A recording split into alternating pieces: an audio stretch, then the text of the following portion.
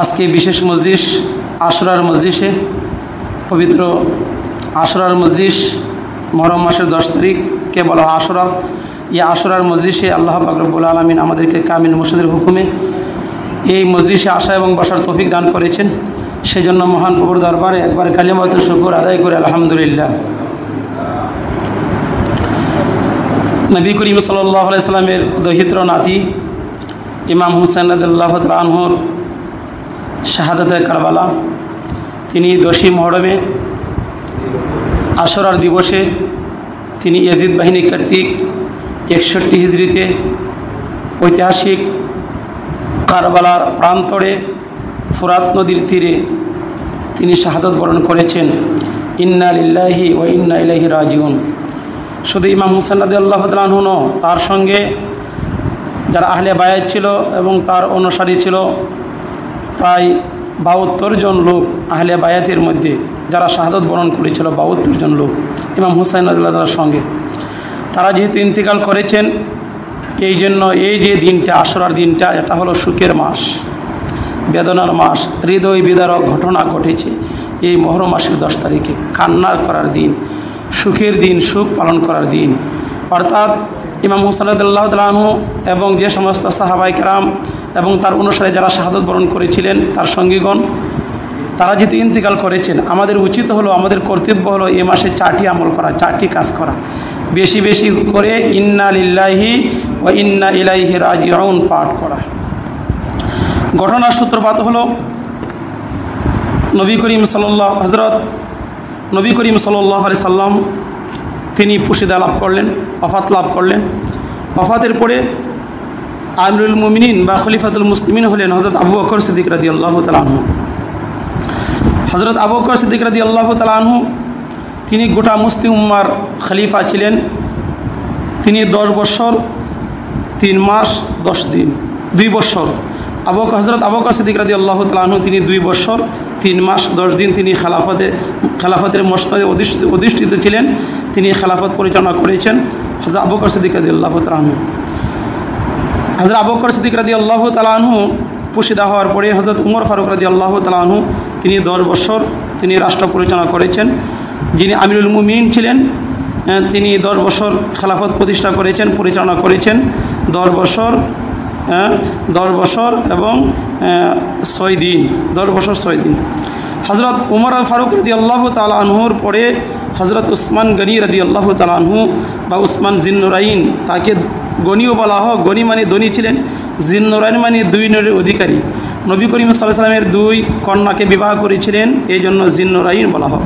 হযরত উসমান ইবনে আফফান, উসমান গনি জিন্নুরাইন রাদিয়াল্লাহু তাআলা আনহু, তিনি 12 বছর 11 মাস তিনি খেলাফত পরিচালনা করেছিলেন। হযরত উসমান গনি রাদিয়াল্লাহু তাআলা আনহু থেকে শুরু হলো আপনার কারবালার ঘটনা। উসমান কাতলে উসমান থেকে শুরু এবং কাতলে হুসাইন হলো শেষ। ইমাম হুসাইন রাদিয়াল্লাহু তাআলা আনহু থেকে শেষ।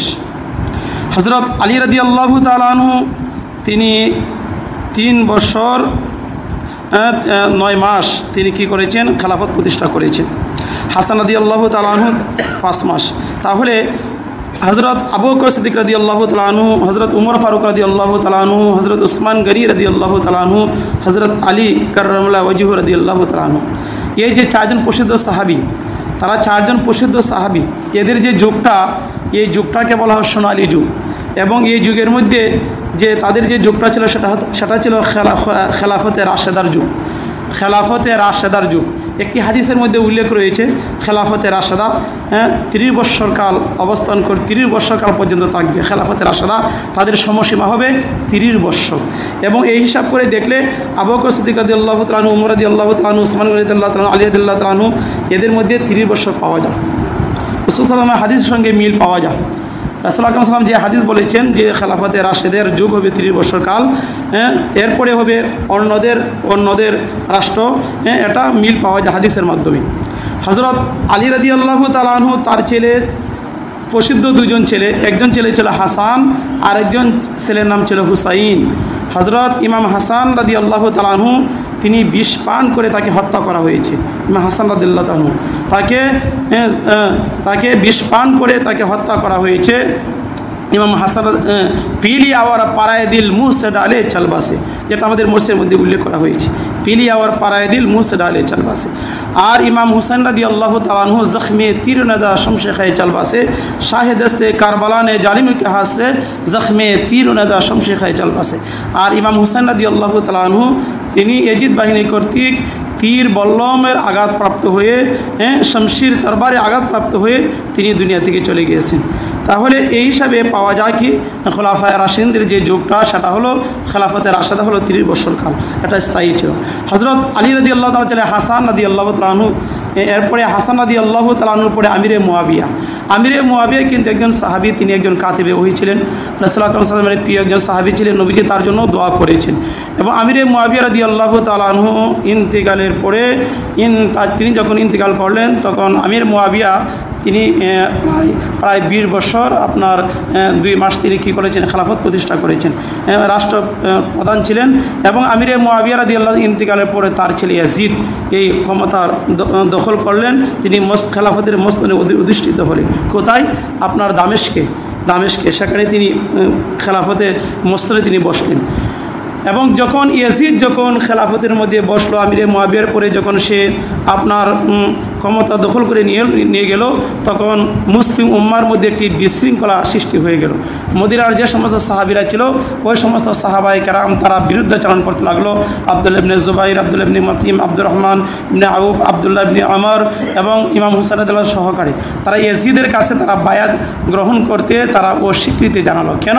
ইয়াজিদ ছিল সে দুষ্ট প্রকৃতির লোক, সে ছিল বেনামাজি। ইয়াজিদ সে আপনার রাসূল সাল্লাল্লাহু আলাইহি ওয়াসাল্লামের যে দ্বারা, খেলাফতে নববীর যে দ্বারা, সে দ্বারা তার মধ্যে ছিল না। এবং খোলাফায়ে রাশিদিন যেভাবে তারা খেলাফত প্রতিষ্ঠা করেছেন এবং তারা যেভাবে আপনার তারা যেভাবে ইসলামী রাষ্ট্র ব্যবস্থা যেভাবে তারা খেলাফত প্রতিষ্ঠা করেছেন এবং পরিচালনা করেছেন, সে দ্বারা তাদের মধ্যে ছিল না। কাদের মধ্যে ছিল না? ইয়াজিদের মধ্যে ছিল না। এই জন্য ইমাম হুসাইন রাদিয়াল্লাহু তাআলা আনহু সাহাবায়ে কেরাম এটা তারা পছন্দ করলেন না। এবং মদিনার সমস্ত সাহাবায়ে কেরাম ইমাম হুসাইন রাদিয়াল্লাহু তাআলাকে নিয়ে আমিরে মুয়াবিয়ার কাছে যখন ইন্তেকালের পূর্বে আমিরে মুয়াবিয়ার কাছে চলে গেলেন এবং আমিরে মুয়াবিয়া রাদিয়াল্লাহু তাআলা আনহুকে তারা 3টা প্রস্তাব দিলেন। কারা? মদিনার সাহাবায়ে কেরাম এবং ইমাম হুসাইন রাদিয়াল্লাহু তাআলা মৃত্যু গ্রহণের পূর্বে আমিরে মুয়াবিয়াকে 3টি প্রস্তাব দিলেন। 1 নম্বর যে প্রস্তাবটা দিলেন, হে আমিরে মুয়াবিয়া, হে খলিফাতুল মুসলিমিন, আপনি পরবর্তী আপনার পরে আপনি খলিফা নির্বাচনের ব্যাপারে আপনি রাসূল আকরাম সাল্লাল্লাহু আলাইহি সাল্লামের রীতি অনুসরণ করুন, রাসূল সাল্লাল্লাহু আলাইহি সাল্লামের তরিকা অনুসরণ করুন। অর্থাৎ আপনি কাউকে মনোনীত করে সাধারণ মুসলমানের উপরে এই দায়িত্ব ছেড়ে দিন। তারা যাকে উপযুক্ত মনে করবে সেই এই দায়িত্ব গ্রহণ করবে এবং তিনি মনোনীত হবেন এবং সকলের আমিরুল মুমিনিন তিনি হবেন। 1 নম্বর প্রস্তাব তাকে দিলেন। 2 নম্বর প্রস্তাব দিলেন যে আপনি আমিরুল মুমিনিন হযরত আবু বকর রাদিয়াল্লাহু তাআলা আনহুর যে পন্থা তিনি অবলম্বন করেছিলেন আপনি সে পন্থা অবলম্বন করুন। আমিরে মুয়াবিয়ার কাছে তারা প্রস্তাব দিলেন, সাহাবায়ে কেরাম আপনি সেই প্রস্তাবটি গ্রহণ করুন। অর্থাৎ আপনি এমন এক ব্যক্তির নাম পেশ করুন যে আপনার বংশের কোনো লোক হবে না, আত্মীয়তার কোনো লোক হবে না, বা রক্তের কোনো লোক হবে না, বা আপনার দায়িত্ব পালনের যোগ্যতাও তার মধ্যে থাকবে, এমন একজন ব্যক্তি যিনি আপনার বংশের লোক নয়। যেমন আবু বকর রাদিয়াল্লাহু তাআলা আনহু তিনি যে পথটি অবলম্বন করেছিলেন, নবী করিম সাল্লাল্লাহু আলাইহি ওয়াসাল্লাম ইন্তেকালের পরে গোটা মুসলিম উম্মাহ এক ব্যক্তির কাছে বায়াত গ্রহণ করেছিল, যেটা খেলাফত, বায়াতুল আল খেলাফত। এক ব্যক্তির কাছে বায়াত গ্রহণ করেছিলেন, তিনি হযরত আবু বকর সিদ্দিক রাদিয়াল্লাহু তাআলা আনহু। এবং নবী করিম সাল্লাল্লাহু আলাইহি ওয়াসাল্লাম কিন্তু ইন্তেকালের পূর্বে বলে যান নাই যে আমার পরে আবু বকর খলিফা হবে, বরং পরবর্তীতে কি বলেন, গোটা মুসলিম উম্মার মজলিসে শোরার মাধ্যমে হযরত আবু বকর সিদ্দিক রাদিয়াল্লাহু তাআলা আনহু খলিফাতুল মুসলিমিন হলেন। যে আদর্শ কায়েম রয়েছে হাক্কানি দরবারে যে আদর্শ কায়েম রয়েছে, হযরত মাওলানা সুফিউদ্দিন আজম গাছী রহমতুল্লাহ আলাইহি তিনি পুশিদা হওয়ার পরে কে তার খলিফা হবেন তিনি নির্দিষ্ট করে বলে যাননি। পরবর্তী খলিফা হয়েছে হযরত মুয়াজ্জিন রহমতুল্লাহ আলাইহি। কারণ রাসূল আকরাম সাল্লাল্লাহু আলাইহি ওয়াসাল্লাম ওই খলিফাদের নাম তিনি উল্লেখ করে যাননি, আমার পরে এমুক হবে, আমার ছেলে হবে, বা এমুক হবে নাম উল্লেখ করে যাননি। তদ্রূপ হাক্কানি দরবারও কারো নাম উল্লেখ করা হয় না। যারা খলিফা হবেন, পরবর্তী খলিফা কে হবেন, আমাদের গদ্দিন শাহ হুজুর কেবলার নাম উল্লেখ করে যাননি। এবং এই 2 নম্বর প্রস্তাব। 3 নম্বর প্রস্তাব হলো আমি হযরত উমর ফারুক রাদিয়াল্লাহু তাআলা আনহু, ফারুকে আজম উমর ফারুক রাদিয়াল্লাহু তাআলা আনহুর পদ্ধতিকে অনুসরণ করুন। আপনি 6 জন ব্যক্তির নাম উল্লেখ করুন, ওই 6 জন ব্যক্তির মধ্যে উম্মতে মুহাম্মদী যাকে চয়েস করবে, যাকে নির্বাচন করবে, পছন্দ করবে, সেই হবে খলিফা এবং তাকে আমরা আমিরুল মুমিনিন হিসেবে মানব। কিন্তু আমিরে মুআবিয়া রাদিয়াল্লাহু তাআলা আনহু তদুত্তরে বললেন যে সারা মুসলিম বিশ্বে ইয়াজিদের হাতে তারা বায়াত গ্রহণ করেছে, এখন আপনারা কয়েকজন তার বিরোধিতা করলেন, এটা মুসলমানদের জন্য আদৌ কল্যাণকর হবে না। আমিরে মুআবিয়া সাহাবায়ে কেরামের প্রস্তাবে তিনি রাজি হইলেন না এবং ইয়াজিদের হাতে বায়াত গ্রহণ করার জন্য তিনি তার সকল প্রশাসকদেরকে তিনি কী করলেন, হুকুম করলেন যে সবাই ইয়াজিদের হাতে তোমরা বায়াত গ্রহণ করো। আর ইমাম হুসাইন রাদিয়াল্লাহু তাআলা আনহু বিরুদ্ধচারণ করার কারণ ছিল এটা যে ইমাম হুসাইন রাদিয়াল্লাহু তাআলা আনহু দেখলেন ইয়াজিদ যদি সে ক্ষমতা বসে, সে ক্ষমতা দখল করে, তাহলে মুসলমানদের মধ্যে অনৈক্য সৃষ্টি হবে, মতানৈক্য সৃষ্টি হবে, মারামারি ঝগড়াঝাটির সৃষ্টি হবে, কোন কারাফির সৃষ্টি হবে, রাসূলুল্লাহর তরিকা সুন্নাত থাকবে না, রাসূলুল্লাহর খেলাফতে নববী যেটা ছিল খেলাফত আলা মিনহাজে নবুয়ত সেটা থাকবে না, রাসূলুল্লাহর সুন্নাত কায়েম থাকবে না। এই জন্য তিনি ক্ষমতার জন্য তিনি এই জন্য কী করেছেন, তিনি ইয়াজিদ বাহিনীর সঙ্গে তিনি যুদ্ধ করার জন্য প্রস্তুতি গ্রহণ করেছেন। এমন ইয়াজিদ বাহিনীর জন্য তিনি যুদ্ধ করেননি, তিনি ভাষণে বলেছেন আমি যুদ্ধ করার জন্য আমি আসিনি। শত্রুপক্ষ যখন ইমাম হুসাইন রাদিয়াল্লাহু তাআলা আনহুকে আক্রমণ করেছেন, তখন আক্রমণের পাল্টা জবাব দিয়েছেন ইমাম হুসাইন রাদিয়াল্লাহু তাআলা আনহু এবং তার অনুসারীগণ। একজন দুইজন আপনার 72 জন লোক তারা শাহাদত বরণ করেছেন কারবালার প্রান্তরে। এবং ইমাম হুসাইন রাদিয়াল্লাহু তাআলা আনহু তার যে সর মুবারক, সর এটা জান্নাতুল বাকিন দাফন করা হয়েছে, তার বদন হলো কারবালার প্রান্তরে। এবং ইয়াজিদের লাশটাকে ইমাম হুসাইন রাদিয়াল্লাহু তাআলা আনহুর যে দেহ মুবারকটা সেটা নিয়ে যাওয়া হয়েছিল ইয়াজিদের কাছে দামেস্কে। ইয়াজিদ সে সুবিচার করেনি এবং বৎসনা করেছে এবং ইমাম হুসাইন রাদিয়াল্লাহু তাআলা আনহুকে একটি ছুরি দিয়ে সে আঘাত করেছে। এত পাপিষ্ঠ ছিল ইয়াজিদ। কোনো মুসলমান ইয়াজিদকে ভালোবাসতে পারে না, কোনো মুসলমান ইয়াজিদের সুনাম করতে পারে না। ইয়াজিদ সে আসলে নিকৃষ্ট এবং একজন পাপী ব্যক্তি। ইমাম হুসাইন রাদিয়াল্লাহু তাআলা আনহুকে যে শাহাদাত, যে কারবালার যে ঘটনা, সেটার মধ্যে ওতপ্রোতভাবে জড়িত ছিল ইয়াজিদ। এবং ইয়াজিদ যে কুফার যে গভর্নর ছিল, কুফার গভর্নর উবাইদুল্লাহ ইবনে জিয়াদকে সেই আদেশ করেছিল যে ইমাম হুসাইনকে বন্দি করে নিয়ে আসো, তাকে বেষ্টন করো, কুফার এবং ফোরাত নদীর পানিগুলো বন্ধ করে দাও। ইয়াজিদের হুকুমে এগুলো সব কিছু হয়েছে। অতএব ইমাম হুসাইন রাদিয়াল্লাহু তাআলা আনহু তিনি সত্যের পক্ষে তিনি জিহাদ করেছেন। রাসূলুল্লাহর সুন্নত নববীর ধারাকে বজায় রাখার জন্য, টিকে রাখার জন্য তিনি সংগ্রাম করেছেন। সে সংগ্রামে তিনি কী করেছেন, শাহাদত বরণ করেছেন। আমাদের শিক্ষা হলো যে মিথ্যার কাছে, বাতিলের কাছে মাথা নত করা যাবে না। যেটা হক সেটা হকই থাকবে, হককে বাস্তবায়ন করতে হবে।